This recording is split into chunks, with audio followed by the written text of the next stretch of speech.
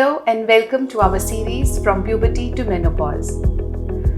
एक औरत के लाइफ का एक बहुत इम्पॉर्टेंट और बहुत ही ब्यूटीफुल फेज है प्रेगनेंसी, जहाँ पे every woman goes through a lot of changes physically and emotionally. तो उन्हीं को डिस्कस करने के लिए आज हमारे साथ हैं doctor Aishwarya to discuss and make us understand this phase of life. Hello and welcome doctor Aishwarya.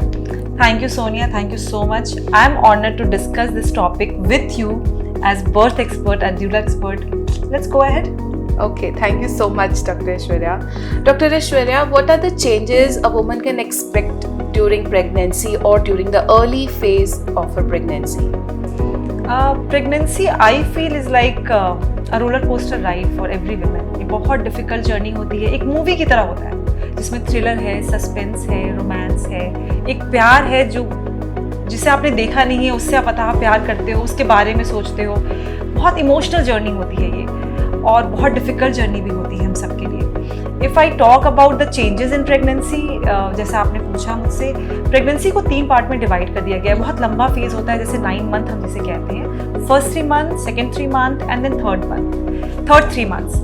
First 3 month के जो चेंजेस होते हैं वो सबसे ज़्यादा डिफिकल्ट होते हैं, क्योंकि आपकी बॉडी में जो हार्मोन होता है जिसे हम प्रोस्टाग्लैंडिन का नाम देते हैं, वो बढ़ना शुरू हो जाता है। जब वो बढ़ता है तो मूड डिस्टर्बेंस, उल्टी आना, बार बार नौजिया फील करना, नींद बहुत आना, अनईजीनेस लगना, चिड़चिड़ापन, ये सब सिम्टम्स बहुत कॉमन होते हैं। बहुत दिक्कत होती है काफ़ी औरतों को इन चीज़ों से जूझने के लिए।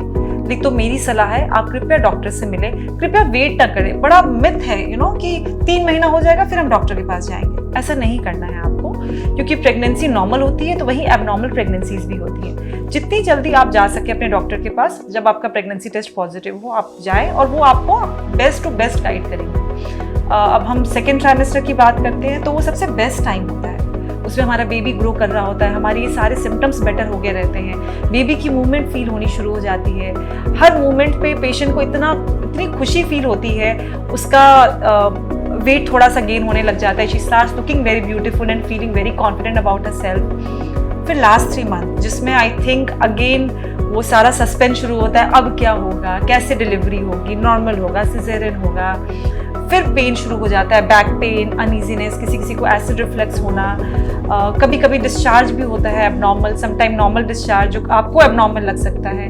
तो आई फील बहुत सारे सिम्टम्स हर लेडी के अलग होते हैं। सबसे इम्पॉर्टेंट, 2 औरतें अपने सिम्टम को एक दूसरे से रिलेट ना करें। सास अपने सिम्टम बहू से ना रिलेट करे, बहू अपनी माँ से ना रिलेट करे।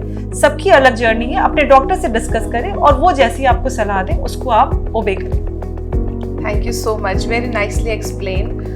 And I must add here कि जैसे आपने ट्राइमेस्टर्स को डिवाइड किया, आई थिंक नेचर का ही एक तरीका है। हम लोग spiritually as a doula we talk that during the second month you enjoy the pregnancy, but जैसे जैसे प्रेगनेंसी एडवांस होने लगती है टुवर्ड्स द एंड, आप भी चाहते हो बच्चा बाहर आए। नहीं तो अभी तक जो बच्चा जो था वो अंदर था, ग्रो कर रहा था, but now you want this baby to come out. So mothers have great intuition and they also want this baby to come out. So that's आपने बहुत इंपॉर्टेंट लाइन बोली, मदर्स इंट्यूशन बहुत बहुत बहुत ही जरूरी पार्ट, एंड दैट मदर्स भी चाहते हैं। Exactly, yes yes. So, Dr. Aishwarya, tell us one thing that as soon as everybody come to know that a woman is pregnant, everybody starts telling her, don't do this, don't do that, नीचे मत बैठो, ऊपर मत बैठो, धीरे चलो, जैसे वो बीमार हो गई हो। What would you like to suggest us on that? Sonia, इतनी सारी बीमारियों, इतनी सारी लाइफ में जो चीज़ें होती है, यही एक चीज़ है जो घर में किसी ना किसी को हुई रहती है, प्रेगनेंसी। तो सबके अपने इनपुट्स होते हैं देने के लिए, सब प्यार से ही देते हैं। सबसे पहली चीज़ हमें अपने दिमाग से निकालना है कि प्रेगनेंसी बीमारी नहीं है, बहुत नॉर्मल जर्नी है एक वुमेन की लाइफ में। When she gives birth to a baby, she gets a beautiful thing out of a womb. So इसको बीमारी की तरह ना ले, एक्सरसाइज करें। व्हेन आई से एक्सरसाइज का ये मतलब नहीं कि आप जिम जाके सीधे 10 किलो का डोला शोला ही बनाने लग जाए, नहीं। When I say exercise, it means fitness. You have to stay fit. And again, when I say fitness, mental fitness and physical fitness both.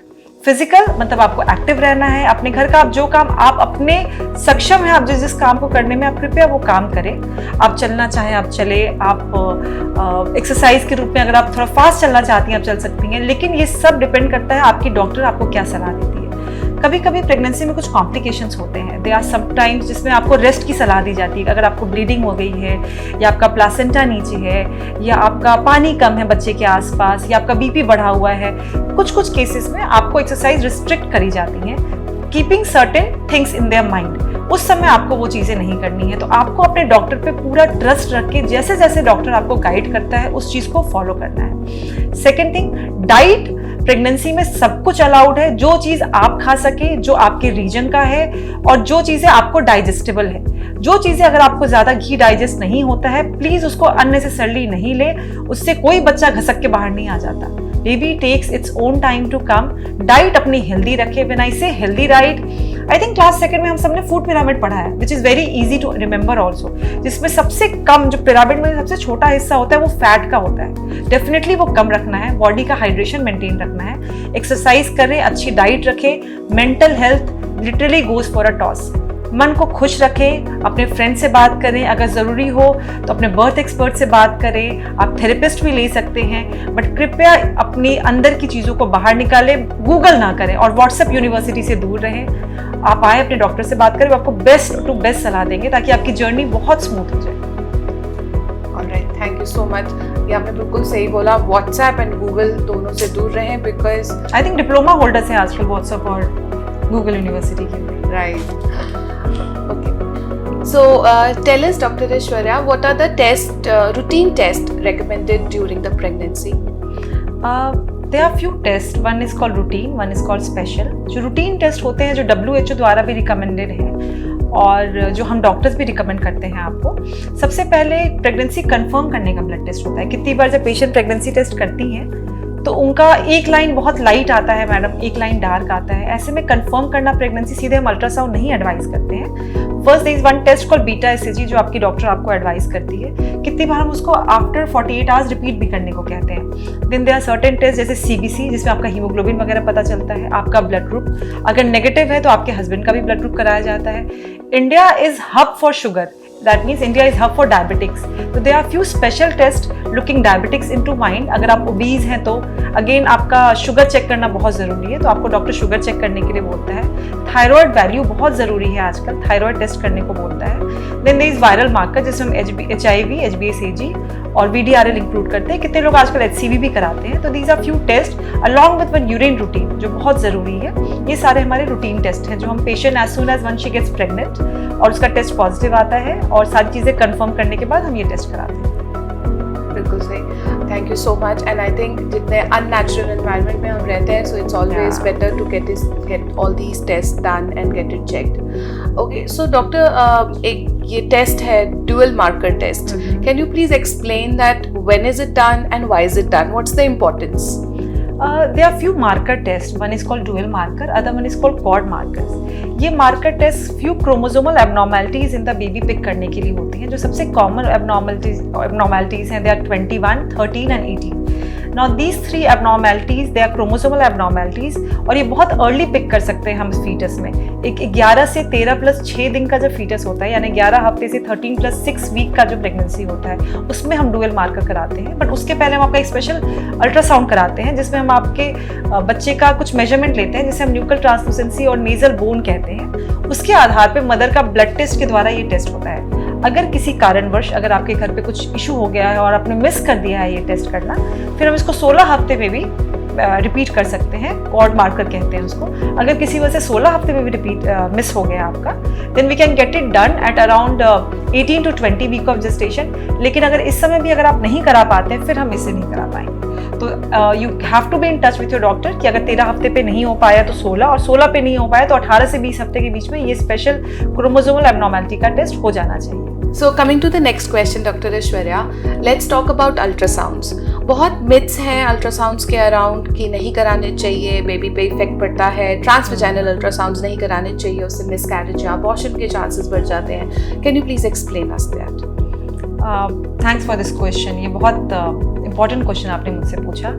Ultrasound को लेके सही में बहुत मिथ है। कहते हैं कि अल्ट्रासाउंड इस समय कराना चाहिए, 3 महीने बाद कराना चाहिए, नीचे से क्यों कर रहे हैं, नीचे के रास्ते से, ऊपर से क्यों नहीं देखा जा रहा है। सबसे पहली बात, अल्ट्रासाउंड क्या है? They are sound waves. जैसे मैं आपसे बात कर रही हूँ, आप रेडियो सुनते हैं, वैसे साउंड वेव्स होती हैं जो यूट्रस के, जो आपके पेट के थ्रू या नीचे वजाइना के थ्रू यूट्रस में जाती हैं। तो ये बिल्कुल सेफ है, बच्चे पे इसका कोई भी असर एज इन खराब असर नहीं पड़ता, बच्चे की ग्रोथ को कुछ नहीं होता, बच्चे के मानसिक या शारीरिक रूप से कोई भी क्षति नहीं होती है। सबसे पहले अल्ट्रासाउंड डॉक्टर आपका हार्ट बीट देखने के लिए कराता है, और इसलिए देखने के लिए कराता है कि बच्चा सही जगह तो ठहरा है, कहीं ऐसा तो नहीं कि बच्चा ट्यूब में ठहर गया, ऐसा तो नहीं बच्चा सर्विक्स पे ठहर गया या अपनी पोजीशन से अलग है, कोई आसपास ब्लीडिंग तो नहीं है उसके, और उसकी हार्ट बीट आ गई है कि नहीं आ गई। तो सबसे पहले अल्ट्रासाउंड 6 से 7 हफ्ते में आपकी कराई जाती है। अगर उसमें कुछ एबनॉर्मेलिटी आती है या आपकी पहले हिस्ट्री है कि बीच में अबॉर्शन रहे हैं आपके, तो डॉक्टर हो सकता है उसको रिपीट करने के लिए भी कराए। ये डॉक्टर पे डिपेंड करता है कि वो आपका नेक्स्ट अल्ट्रासाउंड कितनी बार रिपीट करता है।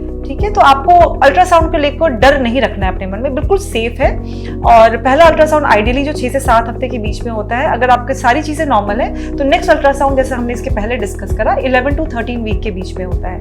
Then they are few special ultrasound, जैसे हम कलर डॉप्टर कहते हैं, जो बेबी के आसपास का ब्लड फ्लो भी बताता है। अब हम बात करते हैं रूट की, किस तरीके से करा जाए, वजाइना रूट से करा जाए, एब्डोमिनल रूट से करा जाए।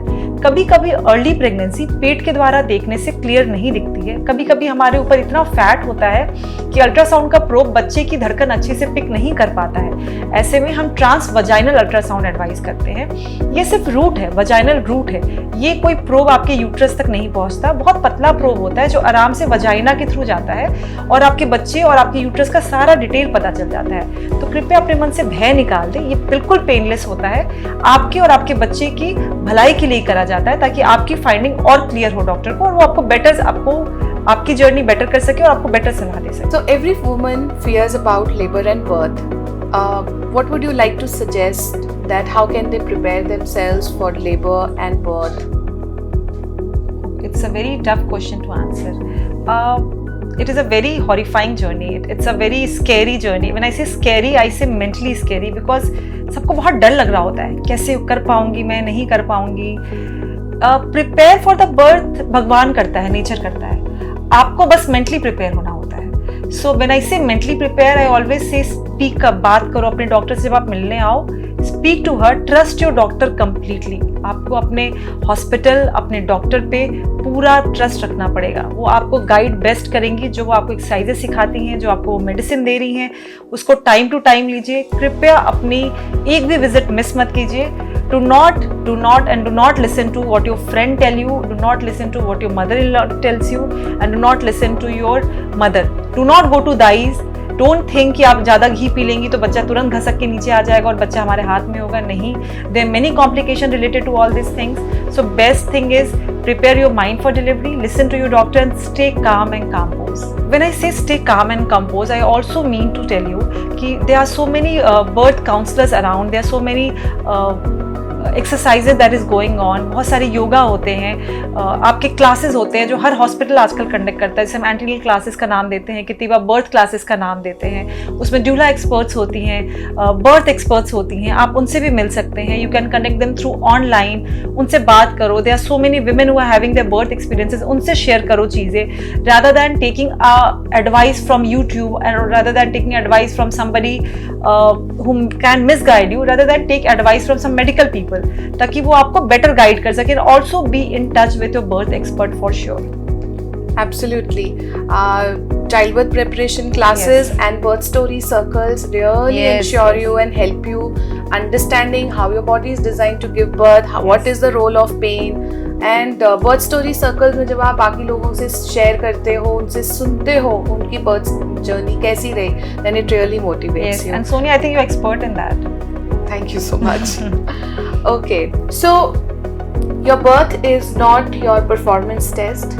आपका नॉर्मल डिलीवरी हो या सी सेक्शन डिलीवरी हो, इट डजंट डिफाइन कि आप कुछ पेन झेल पाए या नहीं झेल पाए। Let's understand more in detail with doctor Aishwarya that what effects and when is a C section needed. It's a very tough question to answer, but I'll try to be easy with you. सबसे पहली चीज़, delivery कब होनी चाहिए, हमारा बच्चा full time हो गया नहीं हो गया मैम। अब हम वीक्स के नज़रिए से देखते हैं। देयर वाज अ टाइम जब हम महीना देखते थे कि 8वां महीना लग गया, 9वां महीना लग गया, बट अब हम वीक देखते हैं। 37 week is the ideal time जब हमारा बच्चा लंग से पूरी तरह मैच्योर हो चुका होता है। उसके बाद किसी किसी केस में डॉक्टर आपको बोलता है कि आप इंड्यूस करा लो। देयर आर फ्यू केसेस, जैसे अगर आपके आसपास पानी कम हो गया है, या आपका बीपी बढ़ा हुआ आ रहा है, या आपके बच्चे में कुछ प्रॉब्लम आ रही है, ब्लड फ्लो कम जा रहा है, या पहले आपकी कोई ऐसी हिस्ट्री रही है, इन सब केसेस में डॉक्टर आपको एडवाइस करते हैं कि आप समय से पहले, बिना इसे समय से पहले मतलब ड्यू डेट से थोड़ा 1 आध हफ्ते या 2 हफ्ते पहले अपनी डिलीवरी प्लान कर लें। अगर आपका बच्चा 37 वीक के बाद का है तो आपको उसकी मैच्योरिटी की टेंशन लेने की जरूरत नहीं है, क्योंकि उसकी मैच्योरिटी ऑलमोस्ट कंप्लीट हो चुकी है। अब अगर वो इस दुनिया में आता है तो उसके लंग्स पूरी तरह मैच्योर्ड हैं डिलीवरी को लेके और उसके आगे की सर्वाइवल को लेके। अब हमारा आता है मोड ऑफ डिलीवरी, नॉर्मल है, सिजेरियन है, दर्द का इंजेक्शन मैं कैसे बर्दाश्त कर पाऊंगी, नहीं, आर्टिफिशियल पेन। तो पहली चीज, there is nothing called artificial pain. ये भी पेन का जो दवा आपको डाला जाता है, this mimics as good as normal pain. जब आपको लेबर पेन आते हैं तो लेबर पेन सीधे इतनी तेज नहीं आते हैं कि आप बर्दाश्त ना कर सको, वो धीरे धीरे शुरू होते हैं, पीरियड्स क्रैम्प जैसे ही शुरू होते हैं, which are radiating to your back, धीरे धीरे शुरू होते हैं और हर कुछ सेकंड में आते हैं और फिर चले जाते हैं। इस पेन के साथ आपको ब्लीडिंग हो सकता है, इस पेन के साथ आपको लीकिंग हो सकता है, इस पेन के साथ ये हर पेन हर समय इंटेंसिटी में बढ़ता चला जाता है, इसे हम लेबर पेन का नाम देते हैं। अगर आपका 9 मंथ चल रहा है, that means after you are 35 week of pregnancy, कोई भी सिम्टम्स में से हो रहे हो या आपका बच्चा अंदर कम घूम रहा हो, कृपया इसको नेग्लेक्ट ना करें, तुरंत अपने डॉक्टर को मिले या डॉक्टर को फोन करें या हॉस्पिटल है, जो भी आपको बेस्ट लगे। आपको किन किन चीज़ों में बिल्कुल ही डिले नहीं करना है। सबसे पहली चीज़, अगर आप खड़े हो और आप पूरा पानी से भीग जाएं, दैट मीन्स लीकिंग अगर हो रही हो, अगर आपको ब्लीडिंग हो, अगर आपको 1.5 घंटे से ज़्यादा बच्चे की मूवमेंट नहीं महसूस हो रही हो, या आपके वजाइना से कोई ग्रीन कलर का या येलो कलर का डिस्चार्ज आ रहा हो, कृपया इसमें से किसी भी इन चारों समय में आपको वेट नहीं करना है, आपको तुरंत ही हॉस्पिटल पहुँचना है। अब हम बात करते हैं डिलीवरी की। जैसे लोगों के मन में होता है कि हम पेन ले सकेंगे नहीं ले सकेंगे, डॉक्टर कितना तेज दर्द होगा, मैं जोर लगा पाऊंगी नहीं लगा पाऊंगी, वैक्यूम क्या होता है, फोर्सेप क्या होता है, और नीचे जो टाके लगते हैं एपिसियोटमी क्या होता है। एक एक करके मैं जवाब देती हूँ। सबसे पहले पेन, जैसे हमने बात करी, हर थोड़ी थोड़ी देर में आता है और धीरे धीरे बढ़ता है। हमारे पास इतनी हिम्मत होती है कि हम इसको आराम से झेल सकते हैं। आजकल पेनलेस सुविधा भी उपलब्ध है सारे हॉस्पिटल्स में। कभी भी आपको लगे कि आप दर्द नहीं बर्दाश्त कर पा रही हैं इससे ज़्यादा, आप अपने डॉक्टर को बोल सकती हैं, वो एपिड्यूरल नाम का एनेस्थीसिया आपको बिल्कुल लगा सकते हैं, उससे आपकी जर्नी मच स्मूथर हो जाएगी। एशियन हॉस्पिटल आपको इन सारी सुविधा से वो करता है। हमारे पास सारी सुख सुविधा है, आप कभी भी पेन के दौरान भी एपिड्यूरल ले सकती हैं। हमारे पास 24 घंटे इस चीज़ की सुविधा उपलब्ध है, पहली चीज़। दूसरी चीज़, जब आता है पुश करने की बारी कि मैं जोर लगा पाऊंगी कि नहीं लगा पाऊंगी, मेंटली स्ट्रांग रहो, बिल्कुल स्ट्रांग रहो। Just listen to each and every step what your doctor tells you. अगर आपका डॉक्टर बोलता है जोर लगाने को तो लगाना है, अननेसेसरली घर वालों के कहने पे जोर नहीं लगाना है। समय आएगा और आप बिल्कुल लगा पाओगे, आप बहुत ही ज्यादा ताकतवर हो, बिल्कुल लगा पाओगे। थर्ड आती है वैक्यूम और फोर्सेप डिलीवरीज। ये उन केसेस में लगाया जाता है जब मदर का एफर्ट इतना नहीं है कि वो बच्चा बाहर निकाल पाए, या तो बच्चे की धड़कन उस समय कम होने लगती है, तो हम वैक्यूम या फोर्सेप के द्वारा, दैट इज इंस्ट्रूमेंटल डिलीवरी जिसे हम कहते हैं, बच्चे के सर पे लगा के उसे हम निकाला जाता है। इसके कुछ प्रोन्स है कुछ कॉन्स है, इस बारे में अभी हम नहीं बात करते हैं, लेकिन ये भी एक मोड ऑफ डिलीवरी होती है। देन हम बात करते हैं एपिसियोटमी की, कि डॉक्टर मेरे तो नीचे टाके आएंगे, वो टाके बहुत दर्द होंगे। हमारी वजाइना कभी कभी इतना नहीं खुल पाती है कि बच्चे का सर बाहर आए, उस समय ये नीचे टाके लगते हैं, उस समय कट दिया जाता है वजाइना पे, जो हमें आपको सुन करके दिया जाता है, तो आपको दर्द महसूस नहीं होता है। इसको सिलना भी बहुत आसान है और ये आपकी वजाइना का काउंटूर फ्यूचर के लिए बिल्कुल सही रखता है, यानी आपकी वजाइना फ्यूचर के लिए भी खराब नहीं होती है। अगर आप नहीं चाहती हैं एपिसियोटमी लगाना, आप अपने डॉक्टर से बात कर सकती हैं, लेकिन बेस्ट है अगर आप ये डिसीजन डॉक्टर पे छोड़ दें। आप कृपया इस चीज़ को लेकर डिसाइड ना करें, क्योंकि डॉक्टर बेस्ट जज है आपकी हेल्थ को लेकर। ठीक है, अब हम बात करते हैं कि नॉर्मल बेटर है या सिजेरियन बेटर है। प्राइम मोस्ट आपकी और आपकी बेबी की सेफ्टी मैटर करती है। कोई फर्क नहीं पड़ता अगर आपकी डिलीवरी नॉर्मल है या आपकी डिलीवरी सिजेरियन है। अगर आप अपना हेल्दी बच्चा अपने गोद में लेके घर जा रही हैं, उससे बड़ी खुशी डॉक्टर के लिए भी कुछ नहीं हो सकती और उससे बड़ी खुशी आपके लिए भी कुछ नहीं हो सकती। ये दोनों सिर्फ मोड ऑफ डिलीवरी है। किसी किसी केसेस में जब डिलीवरी वजाइनली पॉसिबल नहीं होती है, ऐसे केसेस में जैसे प्लासेंटा प्रीविया है या बिग बेबी है, या किसी वजह से आपके बच्चेदानी का मुंह नहीं खुल रहा है, या दर्द प्रॉपर नहीं आ रहे हैं, या बच्चे की धड़कन कम हो रही है, या बच्चे ने अंदर गंदा पानी छोड़ दिया है, ऐसे केसेस में डॉक्टर को इमीडिएटली सिजेरियन करना पड़ता है वो आपके और आपकी बेबी की सुरक्षा के लिए करा जाता है। उससे आपको फ्यूचर के लिए भी कोई दिक्कत नहीं होती है, आपका वजन नहीं बढ़ता, आपके बैक में पेन नहीं रहता। It's just a different mode of delivery. हमेशा याद रखिए, trust your doctor, trust your hospital, वो बेस्ट है आपके लिए बेस्ट ही सोचेंगे। तो मेरी आप लोगों से ये सलाह है कि हमेशा अपने डॉक्टर की बात सुने, वो जैसा आपको एडवाइस करे and have a best pregnancy, have a best life and have a best mother. Sonia, before ending this session, since you are birth expert, doula expert, you are like the best in this field, मैं तुमसे पूछना चाहूँगी, हम तो doctors हैं, चलो हमारा अपना तरीका होता है चीज़ों को हैंडल करने का, you like how, what do you suggest, तुम क्या सजेस्ट करोगी, what should patient do in the labour pain, क्या करना चाहिए उनको, कैसे दर्द सहना चाहिए, और घर वालों को क्या सलाह देना चाहोगी तुम? Thank you so much doctor Aishwarya. Being a doctor आपने फिर भी मुझे ये सवाल पूछा। मैं यही कहना चाहूँगी, our bodies are beautifully design to give birth. हमारी बॉडीज़ को पता है, बेबी को भी पता है कि बाहर कैसे आना है। So the best is movement in labour really helps in bearing the pain and also allows the baby to come down into the birth canal because of the gravitational pull. तुमने कितनी अच्छी बात की, that means you have to stay active, that's what you wanted to say. Yeah. Pregnancy में active रहो, labour में भी active रहो। ऐसा नहीं है, क्योंकि आप जब लेटे रहते हो, और बहुत सारी ऐसी रिसर्चेस है जहाँ पे देखा गया है कि जो women मूव करती हैं during labour, they opt for different positions, they feel more involved in labour and feel less pain. So ये एक बहुत बड़ा इंपॉर्टेंट रोल है कि movement in labour is very important. Second, उसके यही फायदे हैं, ग्रेविटेशनल पुल मिल रहा है, पेल्विस ओपन हो रहा है, जिससे बेबी को और स्पेस मिल रही है नीचे आने के लिए। And the most important role along with this is emotional support, because physical support तो आपने कर लिया, pain भी bear कर लिया, but emotional support from the people around you, either it can be a doula or it can be your husband, your family, because mostly ऐसा होता है कि आपको पेन हुआ नहीं और आपकी मम्मी या मदर इन लॉ या हस्बैंड में से कोई ना कोई देखेगा, नहीं बेटा मुझसे तो नहीं देखा जा रहा, तो प्लीज सिजेरियन करा ले। So having a people having that kind of people around you who really support you and who can really motivate you, and that is very important. So these are my two factors which I say that for birthing you must educate yourself with good information, evidence-based information, and move in labor and have good support around you. How beautifully said. Thank you so much, Sonia. Thank you so much. Thank you so much for coming today and answering all our questions, Dr. Aishwarya. This means a lot to us. Same here. All right. Thank you. Okay, thank you.